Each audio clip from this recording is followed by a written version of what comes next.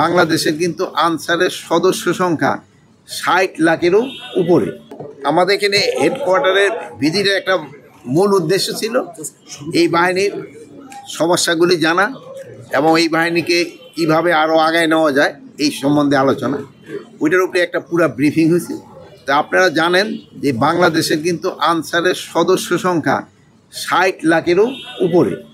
তা আমরা এরাদের সবাই কীভাবে ভালোভাবে একটা ট্রেনিংয়ের আন্ডারে আনতে পারি এবং একটা ডাটাবেসের ভিতরে যারা থাকে একক কীভাবে সমাজে বিভিন্ন উন্নয়নমূলক কাজে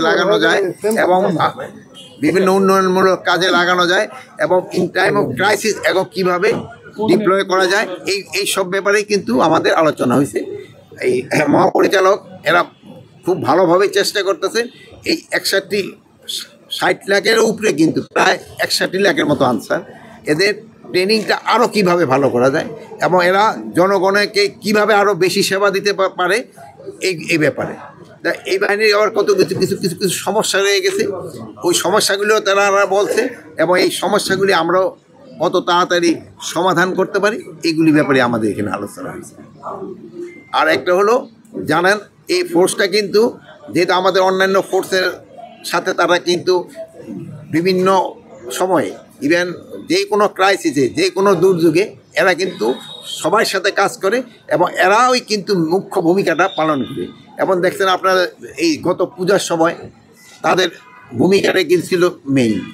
তারপরে আপনার দেখবেন যদি ইলেকশন সময় এইসব সময় কিন্তু তাদের একটা বিরাট প্রয়োজন পড়ে।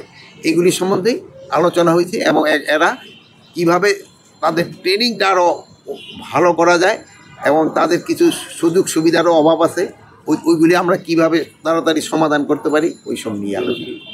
এবং এখন তরুণদের কর্মসংস্থান, যেটা আনসারের মাধ্যমে কিন্তু একটা কর্মসংস্থানের ব্যবস্থা হয়। আমরা যে বিটাকের মাধ্যমে কীভাবে ১ লাখ লোকের কর্মসংস্থানে একটা ব্যবস্থা করা যায় এটার ব্যাপারেও আমরা আলাপ করছি। আমরা হয়তো অচির ভবিষ্যতে হয়তো এটার আমরা ফলটা পেয়ে যাব। তাদের যেটা বড় দাবি ওই বিরতিটা কিন্তু আর থাকতেছে না, এখন তারা কন্টিনিউয়াসলি কাজ করে যাচ্ছে।